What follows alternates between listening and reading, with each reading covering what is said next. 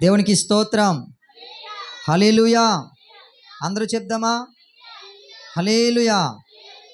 ప్రియరా, మరి దేవుడు ఎంతో కృపామయుడు, ప్రేమమయుడు, కరుణామయుడు. మనందరినీ కూడా ప్రేమించి ఆయన సన్నిధానంలో గడిపే గొప్ప ధన్యతను, భాగ్యాన్ని దేవుడు మనకు అందరికీ కూడా ఇచ్చాడు. మనము గొప్పవారము కాదు, మంచివారము కాదు, కానీ కేవలము దేవుని కృప మన మీద ఉంది కాబట్టి మనము సజీవులుగా ఉన్నాము, ఆరోగ్యవంతులుగా ఉన్నాము. అన్నిటికంటే ప్రాముఖ్యమైనది ఆయన సన్నిధిలో ఉన్నాం గనుక ప్రియరా, మనము ఎంతైనా దేవునికి మరి కృతజ్ఞతాస్తులు చెల్లించవలసిన వారమై ఉన్నాం. గనుక ప్రియరా, మనం ఎప్పుడూ కూడా దేవుని పట్ల మరి కృతజ్ఞత కలిగి ఉండాలి. ఆయన మన పట్ల చేసిన మేలును మనం మర్చిపోకుండా మరి జ్ఞాపకం ఉంచుకోవాలి. దేవునికి స్తోత్రం కలుగును గాక. హల్లెలూయా. ప్రియరా, కొన్ని ప్రకటన తెలియజేస్తాను. అలాగే ప్రియరా, మరి మన చర్చిలో ప్రతిరోజు కూడా మరి ఉదయకాల సమయంలో టిఫిన్ సెక్షన్ జరుగుతూ ఉంది. మరి జూలై 1వ తారీఖున ప్రారంభించాం. జూన్ 30వ తారీఖున మరి ఇంచుమించుగా ఇప్పటికీ 8 నెలలు అయ్యింది. మరి దేవుని మహాకృపను బట్టి ఆ యొక్క టిఫిన్ కార్యక్రమము చక్కగా ఘనంగా జరుగుతూ ఉంది. మరి కొంతమంది వస్తూ ఉన్నారు, వారు సంతోషంగా తృప్తి చెందుతూ ఉన్నారు. అలాగే మరి మధ్యాహ్నం భోజనం కూడా పెట్టాలని మరి ఆలోచనతో మరి చాలాసార్లు మందిరంలో చెప్పడం జరిగింది. మరి మీరందరూ ప్రార్థన చేశారు, మనందరి ప్రార్థన విన్నాడు. మరి నిన్న మధ్యాహ్నం మరి 10 మంది వృద్ధులు వచ్చారు. మరి చక్కగా మరి భోజనం చేశారు. ఏంటి మరి మీరు అనుకోవచ్చేమో పాస్టర్ గారు స్టోర్ రైస్ వండేస్తున్నారేమో అని. స్టోర్ రైస్ కాదండి, ఎందుకంటే తిన్నవాళ్ళు ఇక్కడ ఉన్నారు. మంచి రైసు ఏంటి, మనం ఇంట్లో ఏదైతే వండుకుంటామో ఆ రైసే మరి వండి చక్కటి మంచి కూరలు మరి ఏర్పాటు చేసాం. వారందరూ కూడా చాలా సంతోషంగా తిన్నారు. మరి ఈరోజు కూడా మరి వాళ్ళందరికీ కూడా మరి భోజనాలు ఉన్నాయి. ఆల్రెడీ మన మధ్యలో భోజనాలు సిద్ధపరిచేశారు పాస్టమ్మ గారు, మరి సంతోషమ్మ గారు. మరి నాకు ఒక ఆలోచన వచ్చింది. ప్రతి ఆదివారం కూడా సంఘం అంతటికి కూడా భోజనం ఏర్పాటు చేస్తే బాగుంటుందని అనుకుంటున్నాను. మరి మీ అందరి అభిప్రాయం కూడా తీసుకోవాలి కదా. హలో, హల్లెలూయా. అమ్మ, అందరికీ ఇష్టమేనా ప్రతి ఆదివారం ఇక్కడ భోజనాలు చేయడం? చెప్పాలి, మిగిలిన వాళ్ళు చెప్పాలి. ఇంకా ఇష్టమే అన్నవాళ్ళు ముందు ఉదయం 6 గంటలు రావాలి. 6 గంటలకు వచ్చి మరి ఇక్కడ భోజనాలు వండాలి, అన్నీ చెయ్యాలి. అంటే మనది చిన్న సంఘం కాబట్టి మనకు పెద్దగా ఖర్చులు ఏమి అవ్వండి. అలాగా మంచిమించు మన చర్చిలోకి వచ్చే రైస్ ఉన్నాయి, అవన్నీ కూడా మనం ఉపయోగించుకుంటే చక్కగా మన చిన్న సంఘంలో మనం అందరం కలిసి మరి ఆరాధన అయిపోయిన తర్వాత భోజన కార్యక్రమంలో పాల్గొంటే బాగుంటుందని మరి నాకు ఆలోచన వచ్చింది. దయచేసి ఈ యొక్క మీ ఇష్టాన్ని మరి ఆరాధన అయిపోయిన తర్వాత తెలియజేయండి. కొంతమంది అమ్మ, అందరికీ వినిపించిందా? ప్రతి ఆదివారం భోజనాలు మనం ఇక్కడ కలిసి భోజనం చేయడం ఇష్టమైన అందరికీ? అందరికీ చేతులు పైకెత్తండి ఇష్టమన్న వాళ్ళు. కొంతమంది ఎత్తలేదు, వెనకాతలు. హలో, హల్లెలూయా. అందరికీ ఇష్టమైతే మనము దాన్ని కొనసాగిద్దాము. ప్రార్థన చేయండి, దేవుడే మనకు సహాయం చేస్తాడు. ప్రియరా, అలాగే మరి మనము ప్రతి నెల ఒక సువార్త మీటింగు పెడుతున్నాం. మన జనవరిలోనే ఆఫ్ చేసాం. మరి నాన్నగారి కార్యక్రమం అది ఉండడం వల్ల నాన్నగారిది మరి ఇంకొక ఆలోచన వచ్చింది. అంటే కొంతమంది ఇంటి దగ్గర అంటే మీరు భయపడుతున్నారు, భోజనాలు ఉండాలి, తర్వాత సేవకులకి అది ఇవ్వాలి, ఇది ఇవ్వాలి, కానుక ఇవ్వాలని భయపడుతున్నారు. అయితే నాకు వచ్చిన ఆలోచన ఏంటంటే, మనం ఎక్కడెక్కడో పెట్టుకునే దానికి బదులు మన వీధుల్లో పెట్టుకునే బదులు మన సంఘంలోనే పెట్టుకుంటే బాగుంటుంది అనిపిస్తుంది. ఏమంటారు? నెలకు ఒకసారి మన సంఘంలోనే ఒక మీటింగ్ పెట్టుకుందాం. ఎలాగ ఆదివారం ఆరాధన ఉంటుంది, శనివారం ఆరాధన ఉంటుంది. అవి కాకుండా నెలకు ఒక రోజు మనమందరం కలిసి ఇక్కడ మరి ఒక మంచి సేవకుల్ని పిలిపించుకొని మనమందరం కలిసి ప్రభుని ఆరాధిద్దామని ఒక ఆలోచన వచ్చింది. కాబట్టి మరి ఈ విషయాన్ని కూడా మీరు తెలియజేయండి. మన సంఘంలో జరిగితే బాగుంటుందని అనుకుంటున్నాను. ఎందుకంటే బయట అంటే కొంచెం ఖర్చులు అయిపోతున్నాయండి. మీరు స్టేజ్ వేసుకోవాలి, చర్చిలో లైట్లు ఉన్నాయి, సౌండ్ ఉంది. అయితే మరలా స్టేజ్ వేసుకోవాలని మీకు ఆలోచన వస్తుంది. తర్వాత మీరు కూడా అనేక మందిని పిలుస్తున్నారు, పిలిచిన తర్వాత మళ్ళీ భోజనాలు పెట్టాలేమో కదా ఇలా ఖర్చులు పెరుగుతున్నాయి. అదే మన సంఘంలో మనందరం కలిసి చేసుకున్నాం అనుకోండి, మరి చక్కగా అది మన సంఘం యొక్క క్షేమాభివృద్ధి కొరకు, మన సంఘం యొక్క అభివృద్ధి కొరకు ఎంతో మేలుకరంగా ఉంటుందని నేను ఆలోచిస్తూ ఉన్నాను. అలాగే ప్రియరా, మరి ఈ యొక్క నెలలో మరి బుధవారం నేను వరంగల్ వెళ్తున్నాను మ్యారేజ్ చేయడానికి. మరి దేవుని మహాకృపను బట్టి మరి మ్యారేజ్ చేయడానికి అక్కడ నాకు అవకాశం వచ్చింది. మరి నేను 13వ తారీఖుని గురువారం రాత్రి సాయంత్రం నేను బయలుదేరుతాను. మరలా నేను ఆదివారం వస్తాను. కాబట్టి నా ప్రయాణం కొరకు, అక్కడ జరుగుతున్నటువంటి మ్యారేజ్ కొరకు ప్రార్థన చేయండి. అలాగే వచ్చే ఆదివారము మరి జగ్గంపేటలో 2 కార్యక్రమాలు ఉన్నాయి, 2 మ్యారేజ్లు ఉన్నాయి. వాళ్ళు ఆదివారం చర్చిలో చేసుకోవాలనుకున్నారంట. మరి నన్ను పిలిచారు. కాబట్టి వచ్చే ఆదివారము మరి నేను అక్కడికి వెళ్ళాల్సి ఉంది. కాబట్టి ఆ కార్యక్రమాల కొరకు కూడా మీరు ప్రార్థన చేయవలసిందిగా మనం చేస్తూ ఉన్నాను. దేవునికి మహిమ కలుగును గాక. హల్లెలూయా. ప్రియరా, సంఘంలో జరుగుతున్నటువంటి కార్యక్రమాలకు మీరు అటెండ్ అవ్వండి. మరి దేవుడు మీ పట్ల గొప్ప కార్యాలు చేస్తాడు. మరి మీ అందరి కొరకు మరి ప్రత్యేకంగా ఒక్కొక్కరి కొరకు నేను ప్రార్థన చేస్తున్నాను. ఇక్కడ మన సంఘంలోనే ప్రార్థన చేస్తూ ఉన్నాం. నా వ్యక్తిగతంగా కూడా సంఘ బిడ్డలందరి కొరకు నేను ప్రార్థన చేస్తూ ఉన్నాను. మరి దేవుడు చెప్పినటువంటి మాట ప్రకారంగా మరి దేవుడు ఇచ్చినటువంటి సంఘ బిడ్డలందరి కొరకు మరి ప్రతిరోజు ప్రార్థిస్తూ ఉన్నాను. కాబట్టి మీరు కూడా మరి చక్కగా దేవుని యొక్క కార్యక్రమాల్లో ముందుకు సాగినట్లయితే మరి ఆ మేలులు అద్భుతాలు మీరు కూడా చూస్తారని నేను నమ్ముతూ ఉన్నాను. కనుక ఈ సమయంలో ప్రియరా, మనము వాక్య సందేశానికి వెళ్దాము. మరి తొందరగా ముగించుకుందాం, ఎందుకంటే భోజనాల కార్యక్రమం ఉంది కనుక చిన్న ప్రార్థన చేసుకుందాం. అందరూ కూడా ఎక్కడ వారు అక్కడ కళ్ళు మూసుకొని ప్రార్థనలు ఏకీభవించండి. చిన్న ప్రార్థన చేసుకొని మనం వాక్య సందేశంలోనికి వెళ్దాం. మహాపరిశుద్ధుడా, మహోన్నతుడైన తండ్రి, ఈ పరిశుద్ధమైన ఘనమైన నామానికి వందనాలు నాయన, స్తోత్రాలు చెల్లిస్తున్నాం దేవా. ఇదిగో తండ్రి, పునరుద్ధాన దినముందు నాయన మమ్మల్ని అందరినీ మీరు జ్ఞాపకం చేసుకొని నాయన తండ్రి ప్రభువా, మేము చిన్న సంఘముగా కూడుకున్నప్పటికీ తండ్రి, ఇదిగో మీరు మా పట్ల కలిగి ఉన్నటువంటి ప్రణాళికలను బట్టి మీకు వందనాలు నాయన, స్తోత్రాలు. ఇదిగో నాయన తండ్రి, ఈ దినమున తండ్రి జరుగుతున్నటువంటి ఆరాధన అంతట్లో ప్రభువా, మీ ఆత్మ నుంచి మీరు నడిపిస్తున్నందుకు నీకు స్తోత్రాలు చెల్లిస్తూ ఉన్నాను ప్రభువా. ఇదిగో ఇంతవరకు మీరు మాతో ఉన్నారు, మమ్మల్ని నడిపించారు. ఇదిగో పాటల్లో మీరున్నారు, ఆరాధనలో మీరున్నారు, సాక్ష్యాల్లో మీరున్నారు ప్రభువా. ఇదిగో తండ్రి, అన్నిటికంటే ప్రాముఖ్యమైనది మీ వాక్యము నాయన. ఇదిగో మీ వాక్యాన్ని మేము వింటూ ఉండగా, మీ వాక్యాన్ని మేము ధ్యానిస్తూ ఉండగా తండ్రి, మీ పరిశుద్ధాత్మ సహాయము మాకు అనుగ్రహించండి నాయన. మీ పరిశుద్ధాత్మ నడిపింపు మాకు దయచేయండి ప్రభువా. అయ్యా, పరిశుద్ధాత్మ సహాయము లేకుండా అయ్యా ఇదిగో ఈ పరిశుద్ధ గ్రంథంలో మాటలు మాకు అర్థం కావు తండ్రి. దయచేసి మీరే మాతో మాట్లాడండి నాయన, కృప చూపించండి, సహాయము దయచేయండి. ఇదిగో నాయన, నీ సన్నిధితో నాయన, నీ సన్నిధిలో ఎవరెవరు ఎలాంటి మనసులతో ఉన్నారు, ఎవరెవరు ఎలాంటి ఆలోచనలతో ఉన్నారు, ఎవరెవరు ఎలాంటి కష్టాలతో, సమస్యలతో, బాధలతో ఉన్నారో ప్రభా, ఇదిగో సమస్తమును ఎరిగి ఉన్న దేవుడువు గనుక ఇదిగో తండ్రి, ప్రతి ఒక్క హృదయాన్ని మీరు తాకండి నాయన, ప్రతి ఒక్క హృదయాన్ని మీరు బలపరచండి నాయన. మీరే సహాయం చేయమని, కృప చూపించమని మహిమ ఘనత ప్రభావాలు మీకే చెల్లిస్తూ మీ ప్రియ కుమారుడు మా రక్షకుడైన యేసుక్రీస్తు నామంలో ప్రార్థనలు అడిగి వేడుకుంటున్నాము తండ్రి. ఆమేన్. ఆమేన్ చెప్దామా? చాలా మంచిది ప్రియరా. మరి గత రాత్రి శనివారము చాలా విషయాలు మీకు చెప్పడం జరిగింది. దయచేసి ఆ మాటలు మీరు మీ హృదయంలో ఉంచుకుంటారని నేను నమ్ముతూ ఉన్నాను.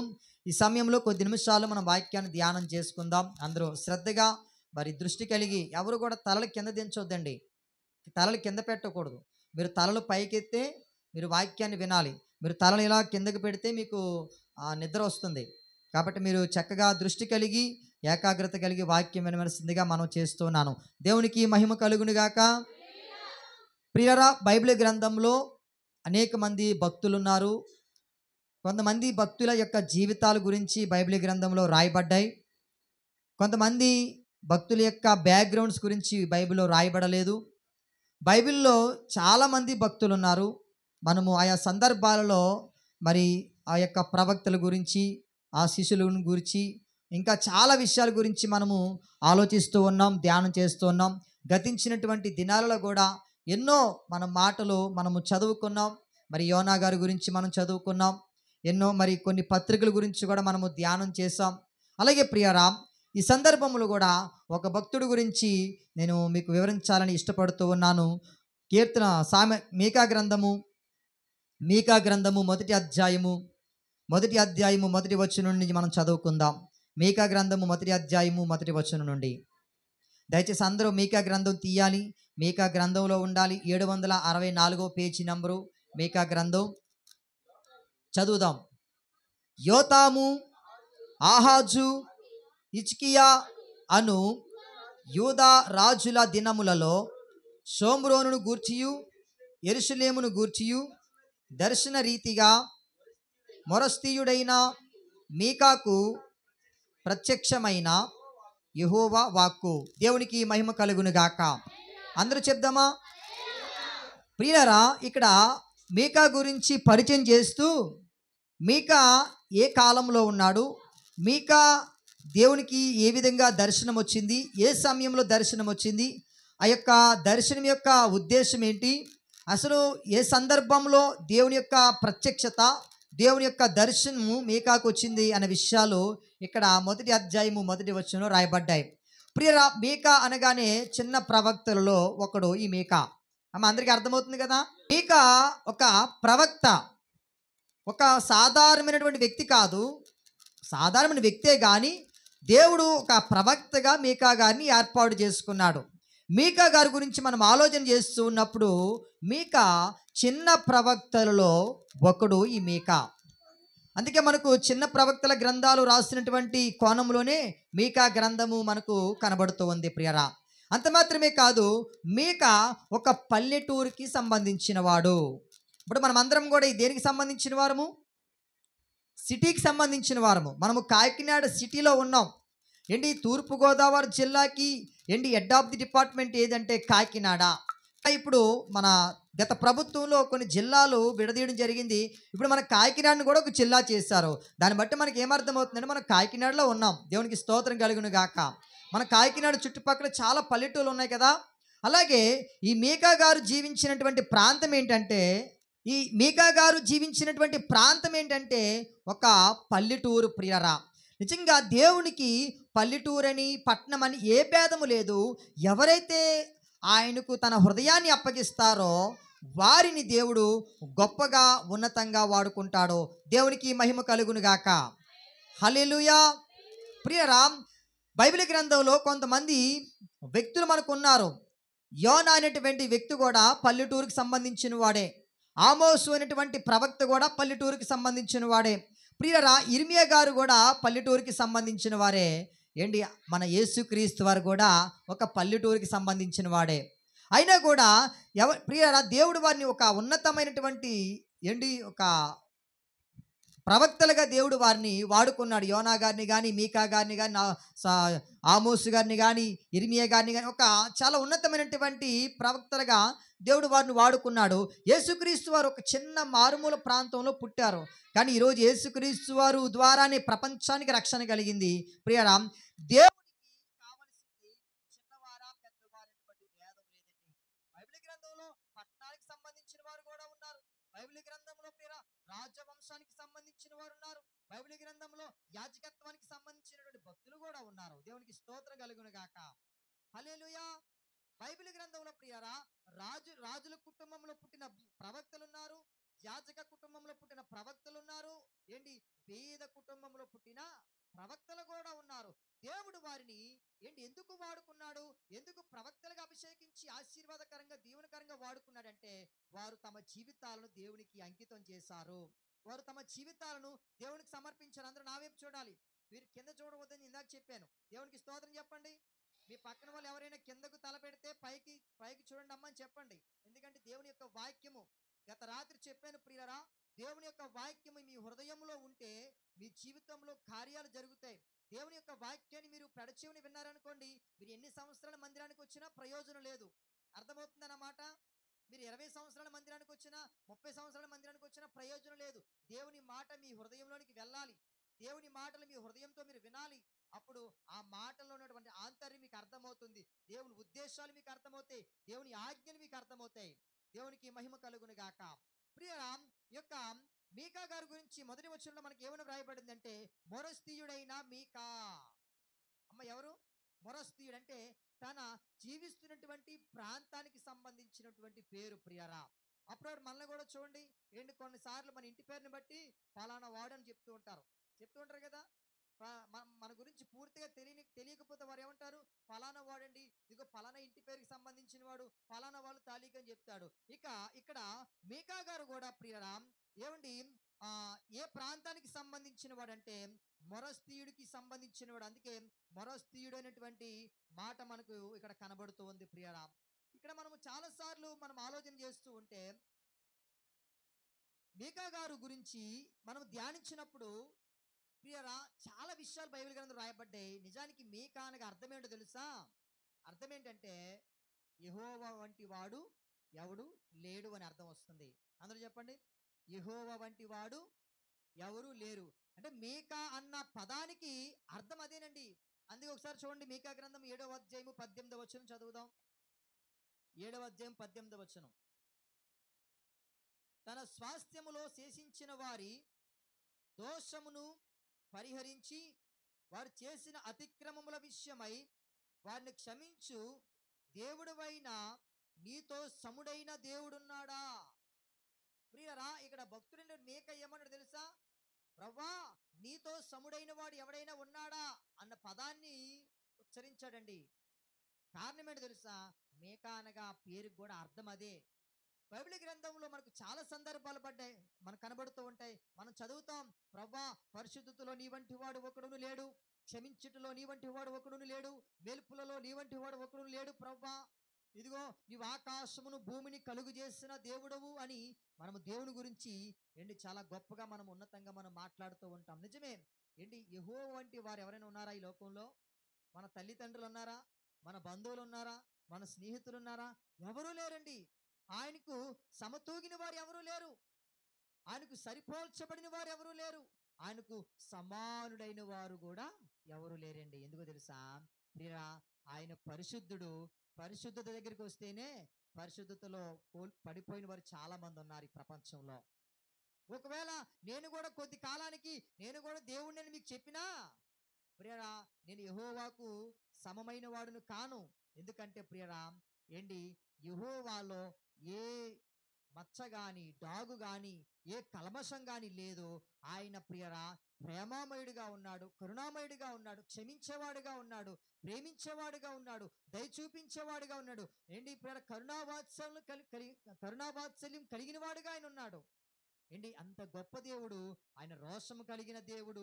ఆయన పవిత్రుడు, పరిశుద్ధుడని వాక్యము తెలియజేస్తూ ఉంది. ఈ లోకంలో నేను పరిశుద్ధుడును అన్నవారు ఎవరైనా ఉన్నారంటే ప్రపంచంలో ఎవరూ లేరు, యేసుక్రీస్తు వారు తప్ప. దేవునికి స్తోత్రం కలుగును గాక. హల్లెలూయా. కనుక ప్రియరా, ఈ యొక్క మీకా గురించి మనం ఆలోచన చేస్తున్నప్పుడు మీకా ప్రియరా ఒక ప్రార్థనా పరుడుగా కనబడుతున్నాడండి. మీకా ఒక ప్రార్థనా పరుడుగా కనబడుతున్నాడు. అదే మీకా గ్రంథం 7వ అధ్యాయం 7వ వచనం చదువుదాం. అయినను యెహోవా కొరకు నేను ఎదురు చూచెదను, రక్షణకర్తయగు నా దేవుని కొరకు నేను కనిపెట్టియుందును. నా దేవుడు నా ప్రార్థన ఆలకించును. నా శత్రువా, నా మీద అతిశయింపవద్దు. నేను క్రింద పడినను తిరిగి లేతును.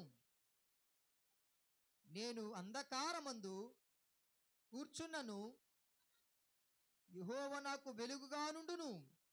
దేవునికి మహిమ కలుగును గాక. ప్రియరా, ఇక్కడ ఈ మీకా గ్రంథం 7వ అధ్యాయం 7-8 వచనాలు చదివితే మీకా గారు ఏం చేస్తున్నాడు తెలుసా? ప్రార్థన చేస్తున్నాడండి. మీకా గారు ఒక ప్రార్థనా పరుడుగా కనబడుతున్నాడు. ఏంటి, మీకా ఎలా ప్రార్థన చేస్తున్నాడంటే తెలుసా? అప్పుడప్పుడు చూడండి, మనము మన స్నేహితులతో మనం మాట్లాడుతూ ఉంటాం కదా. నా మాట వింటున్నారా? నా మాటలు వినబడుతున్నాయా అని అంటాం కదా, మనం అంటాం కదా. అలాగే మీకా గారు కూడా, ప్రభా నా ప్రార్థన వింటున్నావా, నా ప్రార్థన నీకు వినబడుతుందా అని ఒక మనుషునితో మాట్లాడుతున్నట్టుగా మాట్లాడుతున్నాడంటండి. దేవునికి స్తోత్రం కలుగును గాక. ప్రియరా, మనం చేసేటువంటి ప్రార్థన ఏంటి, దేవుడు వింటున్నాడా లేదా కూడా మనం పరీక్షించుకోవాలి. అడగాలి, ప్రభా నా ప్రార్థన వింటున్నావా? అయ్యా నేను రోదనతో ప్రార్థన చేస్తున్నాను, నేను కన్నీళ్లతో ప్రార్థన చేస్తున్నాను ప్రభా. అయ్యా నేను నీకు తప్ప ఎవరికి ప్రార్థన చేయగలను, నాకు నీవు తప్ప ఎవరు సహాయం చేయగలరు, దయచేసి నా ప్రార్థన అంగీకరించు తండ్రి అని మనము ఆ దేవుని వేడుకోవాలండి. ఎందుకంటే మనుషులు ప్రియ కొన్నిసార్లు ఏదైనా మనం సహాయం అడిగినప్పుడు ఏంటి వింటారు కానీ వినబడలేనట్టుగా ఏంటి ఏదో ఆదమరిచినట్టుగా ఉంటారు. కానీ మన దేవుడు అలాంటి వాడు కాదు ప్రియ. మనము చేసేటువంటి ప్రార్థన వినే దేవుడు మన దేవుడు, మన ప్రార్థనకు ప్రతిఫలం ఇచ్చే దేవుడు. అందుకే మనము దేవుని సన్నిధిలో మనం ఏమని ప్రార్థించాలని తెలుసా? హృదయాన్ని కుమ్మరించాలట. హృదయాన్ని కుమ్మరించి, ప్రభా నేను నీకే ప్రార్థన చేస్తున్నాను, నీ సన్నిధిలో నేను ప్రార్థన చేస్తున్నాను, నేను కన్నీళ్లతో ప్రార్థన చేస్తున్నాను, నేను మోకాలతో ప్రార్థన చేస్తున్నాను ప్రభా అని మనము ప్రార్థన చేసినప్పుడు ప్రియరా ఆ దేవుడు మన ప్రార్థన అంగీకరిస్తాడట. మనము నిజంగా కొన్నిసార్లు ప్రార్థన చేస్తాం కానీ ప్రార్థనలో ఏకాగ్రత ఉండదు. ప్రార్థన చేస్తాం కానీ ప్రార్థనలో ఇది నేను పొందుకుంటానా లేదంటే వాటి విశ్వాసం నమ్మకం ఉండదు. ప్రార్థన చేస్తాం కానీ దేవుడు నా పట్ల ఈ మేలు చేస్తాడా చేయడా అని అనుమానాలు మనకు వ్యక్తపరుస్తూ ఉంటాయి ప్రియారా. నేనంటాను, మనం అనుమానాలతో మనం ప్రార్థన చేయకూడదండి. అనుమానాలతో మనం ప్రార్థించేవారుగా ఉండకూడదు. ప్రభా, ఇదిగో నాకు 0 మార్కులు వస్తున్నాయి, ఇదిగో క్లాస్ ఫస్ట్ వస్తానంటావా రానంటావా?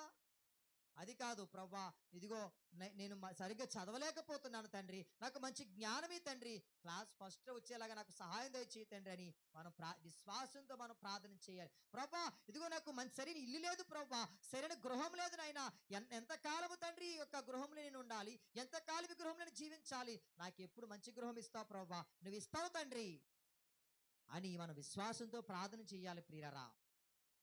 దేవుని సన్నిధిలో ప్రియులారా, ఒక సేవకునికి నేను తెలియజేస్తున్నాను, నా జీవితంలో నేను పొందుకునేవన్నీ కూడా ప్రార్థనా పూర్వకంగానే. ఈ మందిరం కానీ, ఈ స్థలం కానీ, మందిరంలో ఉన్నటువంటి వస్తువులు కానీ, ఇప్పుడు జరుగుతున్నటువంటి కార్యక్రమాలు కానీ ప్రతిది కూడా ప్రార్థనా పూర్వకంగానే పొందుకున్నాను. రాత్రి మీకు చెప్పాను ప్రియులారా, ఎవరో దేవునికి స్తోత్రం కలుగును గాక. హల్లెలూయా.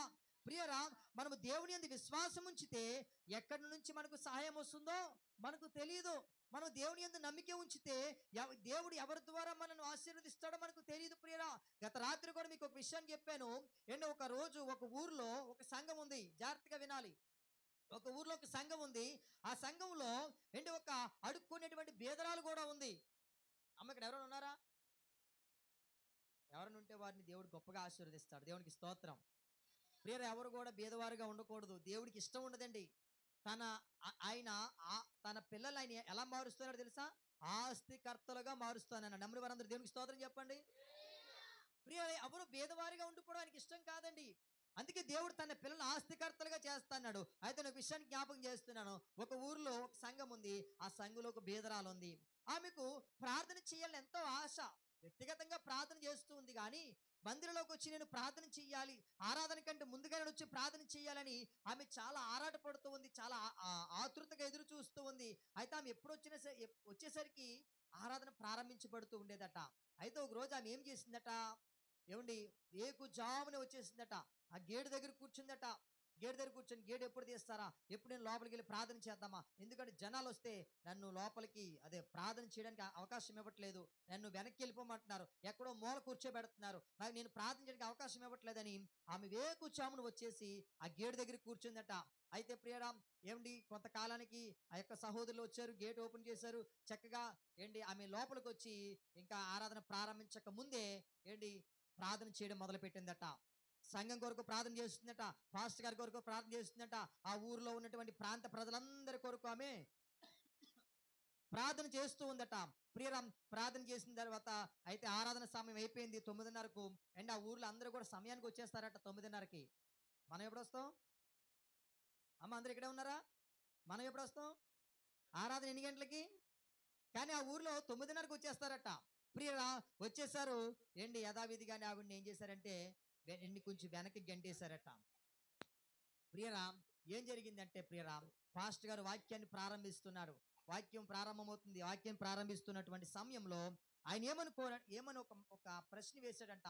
ఈరోజు ఎంతమంది ప్రార్థన చేశారని చేయి పైకెత్తమన్నారంట. అమ్మ, ఎంతమంది చేశారు ప్రార్థన ఈరోజు? హల్లెలూయా. చేతులు పైకెత్తండి. ఈరోజు ప్రార్థన చేసిన వారు. ఓకే, చాలా సంతోషం. రాత్రి మాటలు మీకు బాగా పనిచేసాయని నేను నమ్ముతూ ఉన్నాను. ఇలాగే చేతులు పైకెత్తారంటే వాళ్ళు కూడా. పైకెత్తిన తర్వాత మరలా ఆయనకు ఒక మాట అన్నారంట. ఎంతమంది మన సంఘం కోసం ప్రార్థన చేశారని అడిగారంట. అమ్మ, ఎంతమంది సంఘం కోసం ప్రార్థన చేశారు? ఇలాగే కొన్ని చేతులు లేసాయంట. ఆ రోజు కూడా ఇలాగే కొన్ని చేతులు లేసాయట. ప్రియరామ్, అప్పుడు మరలా ఏమన్నారంటే పాస్టర్ గారు, అమ్మా, మీరు ప్రార్థన చేశారు బాగానే ఉంది, సంఘం కోసం కూడా ప్రార్థన చేశారు బాగానే ఉంది, మన గ్రామం కొరకు ఎంతమంది ప్రార్థన చేశారు అడిగారంట. అప్పుడు కొన్ని చేతులు లేసాయంట. ఎందుకంటే గ్రామం గురించి ఎవరు ప్రార్థన చేయరండి, మాకేం పని, మాకేం అవసరం అనుకుంటారు. అయితే మరలా కొన్ని చేతులు వేసాయంట. ఆఖరి కూడా అన్నారంట, అమ్మ, నా కొరకు నా కుటుంబం కొరకు ఎవరు ప్రార్థన చేశారని అడిగారంట. అమ్మ, చేశారా? నా కోసం, మా కుటుంబం కోసం రాత్రి చెప్పాను కదా, చేయలేదా? దేవునికి స్తోత్రం. ప్రియరా, ఆయన కూడా అలాగే అడిగినప్పుడు ఎవ్వరు చేతులు పైకి ఎత్తలేదంటండి. అందరూ చేతులు దించేశారంట. ప్రియరా, ఎక్కడో ఆ మూల ఒక ఆవిడ ఉందట. ఆమె చెయ్యి పైకి ఎత్తబోతూ ఉంటే, "ఏయ్! నువ్వేటి పైకి ఎత్తుతున్నావేటి? నువ్వు చెయ్యి పైకి ఎత్తుతున్నావేటి? ఊరుకో" అనేసి అన్నారట. పాస్టర్ గారి దగ్గర నువ్వు మంచిదాన్ని అనిపించేసుకోవడానికి చెయ్యి పైకెత్తుతున్నావా అని చెప్పేసి ఆవిడ చెయ్యి ఎత్తనివ్వకుండా చేశారంట. పాపం లోపల కుమిలిపోయింది. అయ్యో, యథార్థంగా పాస్టర్ గారి కొరకు, సంఘం కొరకు, ప్రాంతం కొరకు, అందరి కొరకు నేను ప్రార్థన చేశాను, నేను చేశానని చెప్పడానికి కూడా నాకు అవకాశం ఇవ్వట్లేదు మనసులో బాధపడుతుందట. అయితే పాస్టర్ గారు ప్రియరా ఏమండి ఆమెను పిలిచాడంట. ఆమెను పిలిచి అందరూ చప్పట్లు కొట్టండి అని చెప్పి ఆమె గురించి ఒక మాట చెప్పాడంట. అప్పటికి అందరికీ అర్థం కావట్లేదు, ఏంటి ఈమెను పిలిచాడు, ఈమె బేదరాలు కదా, ఏంటి ఈమెను వేదిక దగ్గర పిలిచాడు, బలిపీఠం దగ్గర పిలిచాడు అని ఆలోచిస్తూ ఉన్నారట. ఏమండి అప్పుడు ఆయన ఏం చెప్పారట, ఈమె ఉదయాన్నే వేకుజామునొచ్చి నా గురించి, నా కుటుంబం గురించి, మన సంఘం గురించి, మన ప్రాంత ప్రజలందరి గురించి ఈమె వేకుజామున వచ్చి ప్రార్థన చేసిందని చెప్పారంట. అప్పుడు వెంటనే ఆవిడ అనుకుందంట, పాస్టర్ గారికి ఎలా తెలుసు, పాస్టర్ గారికి ఎలా తెలుసు అనుకుంటుందట. పాస్టర్ గారికి ఎలా తెలుసు అంటే తెలుసా, పాస్టర్ గారు ఆవిడ కంటే ముందే వచ్చి ఇక్కడ ప్రార్థన చేస్తున్నారట. దేవునికి స్తోత్రం కలుగును గాక. హల్లెలూయా. ఏంటి ఆవిడ కంటే ముందే వచ్చి ఇక్కడ పాస్టర్ గారు ప్రార్థన చేస్తున్నారట. ఏంటి ఇతను ప్రార్థన చేస్తూ ఉంటే ఇతని కంటే పెద్ద స్వరం వినబడుతుంది. ఎవరు ప్రార్థన చేస్తున్నారు అప్పుడు చూస్తే ఏంటి అప్పుడు ఇతని స్వరాన్ని తగ్గించాడట. ఆమె అలాగా ఇంకా పాస్టర్ గారి కొరకు, కుటుంబం కొరకు, సంఘం కొరకు, అందరి కొరకు ప్రార్థన చేస్తుందట. ప్రియరామ్ వెంటనే పాస్టర్ గారు ఏమన్నారట, అమ్మా నువ్వు ఇంతవరకు బీదరాలుగా ఉన్నావు కదా, ఇంతవరకు నువ్వు అడుక్కుని పోషించబడ్డావు కదా, ఇక నుంచి నువ్వు అడుక్కోవలసినటువంటి అవసరం లేదు. ఇక నుంచి నువ్వు ఆ ఎండల్లో తిరిగి, వానలో తిరిగి, ఆ రోడ్ల మీద, ఆ బస్ స్టాండ్లో, రైల్వే స్టేషన్లో అడుక్కునే పని లేదు. ఇదిగో నీవు ఇక్కడ నుంచి మందిరంలో ఉండాలి. నీకు టైంకి ఆహారం వస్తుంది, టైంకి ఫుడ్ వస్తుంది, టైంకి టిఫిన్ వస్తుంది, టైంకి వస్త్రాలు వస్తాయి, నీకేది కొదువ లేకుండా నువ్వు సంఘంలో నీకు అన్నీ వస్తాయని చెప్పారట. వెంటనే ఆమె హృదయము పరవశించిపోయి ఎంతో ఆనందిస్తుందట. ఎందుకంటే ఒక అడుక్కుని ఆమె స్థితి చూసి ఎలా మారిపోయిందో, ఒక అడుక్కుని ఆమె పరిస్థితి చూసి ఎలా మారిపోయిందో మీరు అనుకోవచ్చు. ఒకవేళ మేము కూడా అలా ప్రార్థన చేస్తే మీరు కూడా మాకు అలా ఇస్తారండి అని. నేను మీకేమి ఇవ్వకపోవచ్చు, కానీ మనందరినీ సృష్టించిన దేవుడు ఉన్నాడు, ఆయన మనకి ఇస్తాడు ప్రియరా. ఎందుకంటే మన ప్రార్థనలో ఆయన వింటే, మన ప్రార్థనలు ఆయనకు చేస్తే మన ప్రార్థనకు ప్రతిఫలం దయచేసేవాడు ఆయనే. పాస్టర్ గారు వినాలనో, పాస్టర్ గారి కళ్ళలో పడాలనో, పాస్టర్ గారి ముందు పని చేయాలని కాదు, కానీ మనము దేవుడు చూడాలని, మనం దేవుడి యొక్క కనుదృష్టి మన మీద పడాలని, నా ప్రార్థన దేవుడు అంగీకరించాలని దేవుని వైపు దృష్టి నిలిపి మనం ప్రార్థన చేస్తే, మన పరిచర్య చేస్తే దానికి ప్రతిఫలము దేవుడే అనుగ్రహిస్తాడు. నమ్మిన వారందరూ కూడా చప్పట్లు కొడుతూ దేవుని నామమును మహిమపరుద్దాం. గనుక ప్రియులారా, ఎవరి స్థితిగతులు ఎలా మారిపోతాయో తెలీదు, ఎవరి పరిస్థితి ఎలా మారిపోతుందో తెలీదు. అప్పటి వరకు అడుక్కుని ఆమె స్థితి మారిపోయింది. టైంకి ఆహారం వస్తుంది, మంచి మంచి ఫుడ్స్ వస్తున్నాయట, ఫ్రూట్స్ వస్తున్నాయట. ఎవరైనా పాస్టర్ గారి కోసం ఏమైనా తీసుకొస్తే అవి కూడా ఆవిడకే. ఎందుకంటే పాస్టర్ గారు మీటింగ్స్కి బయటికి వెళ్ళిపోతూ ఉంటే అవన్నీ కూడా ఆమె అనుభవిస్తుంది అని చెప్పారట. పాస్టర్ గారు ముందే, అమ్మ ఎవరు వచ్చినా చూసుకో, ఇక ఎవరైనా ప్రార్థనకు వస్తారు, ప్రార్థన చేయని చెప్పారట. అడుక్కునేవాడు ఇప్పుడు ఏం చేస్తుంది, ప్రార్థన చేస్తుందండి. ఎవరైనా ఊహించుంటారా, ఒక అడుక్కునే ఆమె ప్రార్థన చేస్తుంది, అడుక్కునే ఆవిడ దగ్గరికి వచ్చి అనేక మంది ప్రార్థన చేయించుకుంటారని? ఎవరు ఊహించవండి దేవుని కార్యాలు అలా ఉంటాయి. ఇక్కడ మీకా అనేటువంటి భక్తుడు కూడా తన హృదయాన్ని దేవునికి సమర్పించి, దేవుని సన్నిధిలో కుమ్మరించి ప్రార్థన చేస్తున్నాడు ప్రియరా. మీకా అనేటువంటి యొక్క భక్తుడు ప్రవక్త. ప్రియ, నేను ప్రవక్తని కదా, నేను ప్రార్థన చేయవలసినటువంటి అవసరం లేదు అనుకోలేదు. ఈరోజు చాలా మంది ప్రియరా ఒక 20 సంవత్సరాల మందిరానికి వచ్చి అనుభవం ఉంటే ప్రార్థన చేయరు. అమ్మా అందరూ తలలు దించుతున్నారా, పైకెత్తారా? అందరూ తలలు పైకే ఉండాలి. ప్రియరామ్ మీకా గురించి ఇంకొక విషయాన్ని మనం ఆలోచన చేస్తే, అదే మీకా గ్రంథం 1వ అధ్యాయం 8వ వచనం చదువుదాం. మీకా గ్రంథం 1వ అధ్యాయం 8వ వచనం. దీన్ని చూచి నేను కేకలు వేయుచు ప్రలాపించుచున్నాను, ఏమీ లేకుండా దిగంబరునై నక్కలు అరుచున్నట్లు అరుచుచున్నాను, నిప్పు కోడి మూలుగునట్లు మూలుగుచున్నాను, దేవునికి మహిమ కలుగును గాక. ప్రియరా, ఇక్కడ మీకా గారు ప్రలాపిస్తూ ఉన్నాడట. తొందరగా ప్రార్థన చేయండి, కిటికీలు కూడా వచ్చేస్తే ఈ తాలింపు స్మెల్ మనకు రాకుండా, వాక్యాన్ని డిస్టర్బ్ చేయకుండా ఉంటాయి. ఏమండి, ప్రార్థన చేయండి, కిటికీలు ఈ నెలలో పెట్టేద్దాం. ప్రియుడు, ఇక్కడ మీకా గారు ఏమని చెప్తున్నాడంటే, ప్రియుడు ఇక్కడ అంటాడు చూసారా, నేను కేకలు వేయుచు ప్రలాపించుచు ఉన్నాను, ఏమీ లేకుండా దిగంబరినై నక్కలు వరుచున్నట్లు వరుచుచున్నాను, నిప్పు కోడి మూలుగుచున్నట్లు మూలుగుచున్నాను. నక్కలు చూస్తున్నారు. అప్పుడప్పుడు మేము హోపేలాడు చిన్నప్పుడు వేటకి వెళ్తున్నప్పుడు ఏమండి నక్కల అరుపులు వినిపించేవండి. మనకు కూడా వినిపించేవి ఒకప్పుడు.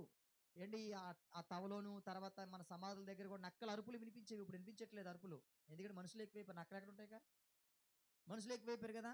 మనకి ఆ నక్కలు కనిపించట్లేదు. ఏంటి నక్కలు అరుచినట్లుగా అరుస్తున్నాడట, నిప్పు కోడి మూలుగుతున్నట్టుగా మూలుగుతున్నాడట. ఎవరి కొరకయ్యా మూలుగుతున్నావు?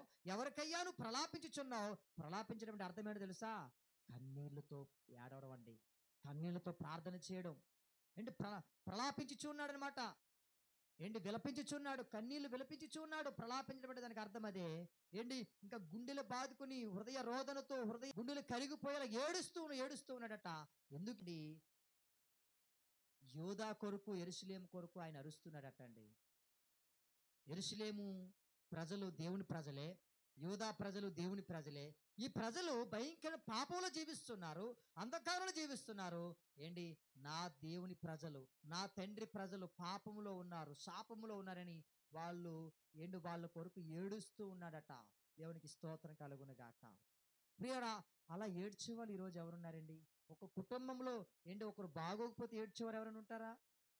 ఆడికి భలే జరిగింది అనుకుంటారు కానీ, ఒక కుటుంబంలో ఒకరు బాలేని పరిస్థితి ఉంటే వారి కోసం ఏడ్చేవారు ఉండరండి. ఎవరైనా ఒక కుటుంబంలో బాగుంటే వారి కోసం ఆనందించేవారు ఉండరు. వాడు అలా బాగుపడిపోతున్నాడేంటి, వాడు అలాగా బాగుపడిపోతున్నాడు అని మూలుక్కుంటారు కొంతమంది. వేరే ఇక్కడ ఈ యొక్క ప్రవక్త నా దేవుని ప్రజలు, నా తండ్రి ప్రజలు అయ్యో పాడైపోతున్నారు, అంధకారంలో ఉన్నారు, పాపంలో ఉన్నారని వారి గురించి ఆయన ఏడుస్తూ ఉన్నాడట. ప్రలాపిస్తూ ఉన్నాడట, కన్నీళ్లు కారుస్తున్నాడట, గుండెలు బాదుకుని రోదన చేస్తున్నాడట. ప్రియారా, ఒక ప్రవక్త. ప్రియారా, మీకా చిన్నవాడే, చిన్న ప్రవక్తలు ఒకడైనప్పటికీ కూడా ఆయన ఎంతో గొప్పగా దేవుని యొక్క సన్నిధిలో ప్రలాపించుచు ఏడుస్తూ ఉన్నాడు, అడుస్తూ ఉన్నాడు, కేకలు వేస్తున్నాడు. అయ్యా ఈ ప్రాంత ప్రజలను కనికరించయ్యా, ఈ ప్రాంత ప్రజలను నాయనా క్షమించు నాయనా, అయ్యా భయంకర పాపంలో ఉన్నారు ప్రభు అని బ్రతిమలాడుకుంటున్నాడట దేవుణ్ణి. ప్రియారా, మనం ఎంతకాలం అయి ఉంటుందో అలా ప్రార్థనలు చేసి. వేరా, మన కళ్ళ ముందు ఎంతో మంది నశించిపోతున్న వారు ఉన్నారు, మన కళ్ళ ముందు ఎంతో మంది పాడైపోతున్న వారు ఉన్నారు.